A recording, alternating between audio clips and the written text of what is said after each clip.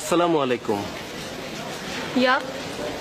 আসলে সালামের উত্তর তো ইয়াপ না, ওয়ালাইকুম আসসালাম। ওকে, ওয়ালাইকুম আসসালাম। জি, আসলে আমি আপনার জন্য একটি বই এনেছিলাম, ইসলামের নারী অধিকার ও সংগ্রাম। বইটি অনেক ভালো, আপনি পড়ে দেখতে পারেন। ওকে, ইসলামের বই। আচ্ছা, তো দাম? আসলে আপনি চাইলে এটাকে গিফট হিসেবে নিতে পারেন, আর যদি আপনি ওভাবে নিতে না চান, কাইন্ডলি প্রাইসটা বলেন। এটা প্রাইসটা কত? 50 টাকা। ওকে, ঠিক আছে। আসসালামু আলাইকুম। সুপথে চালাও, মাফ করে দাও আল্লাহ, ও গো আল্লাহ, ক্ষমা করে দাও, মাফ করে দাও, ক্ষমা। আসসালামু আলাইকুম ভাই, চলেন আমরা একটু সালাত আদায় করে আসি। ভাইয়া এখন তো প্যান্টটা ঠিক নাই, তাই নেক্সট টাইম করবো। ভাইয়া চলেন, আমরা চলেন একটু সালাত আদায় করে আসি। আপনার তো বুঝতে হবে আমার প্যান্টটা ঠিক নাই।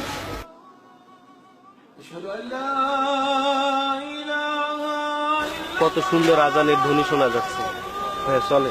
আসলে ভাইয়া সময় নাই, একজন হিসেবে ওয়েট করতেছি। ভাইয়া 5 মিনিট লাগবে নামাজ পড়তে। ঠিক আছে ভাইয়া, বলছেন অবশ্যই করবো। আল্লাহর ঘরে ডাকছি। অবশ্যই করবো, একটু ইমার্জেন্সি হ্যাঁ, আমার চলেন কাজ ভাইয়া। আছে ভাইয়া। অবশ্যই অবশ্যই চলেন যাবো, আপনি ভাইয়া। বলছেন খুব ভালো লাগছে। যতদিনে জীবন বিনা বাজিবে, সুপথে চালাও মা। আজ আবার কি হলো জনাব সাইকেল? জানি প্রতিবার যখনই আপনার চেইন পরে কোনো না কোনো সুখবর তো আসে, তো আজকে কি সুখবর বলেন তো? হ্যাঁ, আমি গরিব মানুষ, 2-4 পয়সা বই বিক্রি করে যা পাই তা দিয়ে বেশ চলে যায়, কিন্তু আপনাকে তো 2-3 ফোঁটা মোবিল ছাড়া কিছুই দিতে পারি না। কি করব বলেন? আচ্ছা, একটা কথা বলবেন, আমি যেদিন মরে যাব সেদিন আপনার পিঠের থেকে ভারটা চলে যাবে না?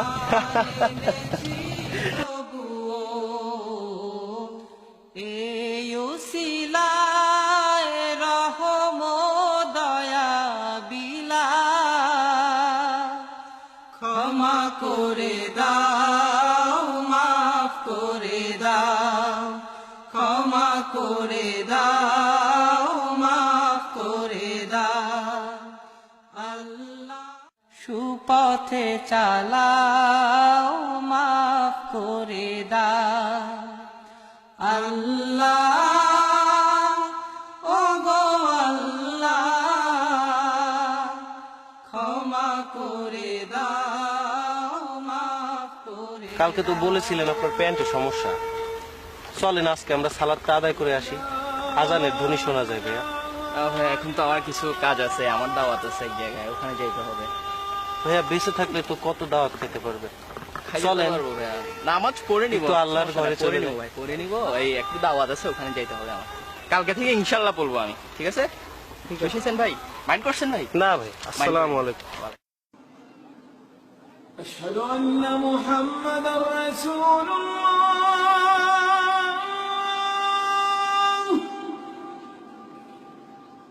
আব্দুর রহমান, রহমান, চিনতে পেরেছেন? জি, ঠিক চিনতে পারলাম না। আমি ওই যে স্টেশনে ইসলামের বই। ও আচ্ছা আচ্ছা, হ্যাঁ বলেন। আপনাকে কিছু প্রশ্ন করার ছিল, যদি আপনার সময় হয়। আচ্ছা, ওই দিনের পর আমি আপনার অনেক খবর নিয়েছি, খবর নিয়ে জানতে পেরেছি আপনি অনেক সম্ভ্রান্ত পরিবারের একজন মানুষ, বুয়েটের স্টুডেন্ট ছিলেন। হঠাৎ আপনি এই প্রফেশন, বই বিক্রি করছেন। আসলে কি বলবো, বই বিক্রি করা আমার পেশা না। আমি সবাইকে বই উপহার দেই, তবে মাঝে মাঝে নিজের পকেট খরচের জন্য 2-4 পয়সা নেই, এই আর কি। সবাইকে নামাজের জন্য দাওয়াত দেই। আর সম্ভ্রান্ত পরিবারের ছেলে বলছেন, আমি হয়তো একটু সম্ভ্রান্ত পরিবারের ছেলে হতে পারি, কিন্তু শত চেষ্টা করেও আমি আমার পরিবারে থাকতে পারলাম না। জানেন, আমার পরিবারে আমার মা বাবা সবাই আছেন।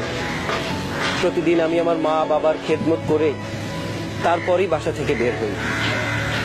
কিন্তু আমি বাসায় কখনোই খাই না, বাসার কিছুই পড়ি না, কারণ আমার বাবা মা তো বেনামাজি। আমি বেনামাজি রান্না খেতে পারবো না, তাদের সাথে একসাথে থাকা আমার পক্ষে সম্ভব না। তাই তাই থাকছি না তাদের সাথে, আর ইসলামের পথে নিজেকে বিলিয়ে দিচ্ছি, সবাইকে নামাজের জন্য দাওয়াত দিচ্ছি। এই তো চলে যাচ্ছে, বেশ ভালোই চলে যাচ্ছে। আচ্ছা আসি। আসসালামু আলাইকুম রহমতুল্লাহ। আসসালামু আলাইকুম রহমতুল্লাহ।